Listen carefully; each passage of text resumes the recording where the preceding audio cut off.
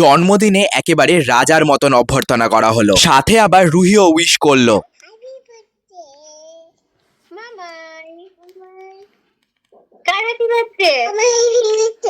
জন্মদিনের সকালবেলাতেই এই ভাইয়ের সাথে দেখা, খুব ভালো লাগলো। তোমাদের সাথে দেখা হলে বেশ ভালো লাগে আমার।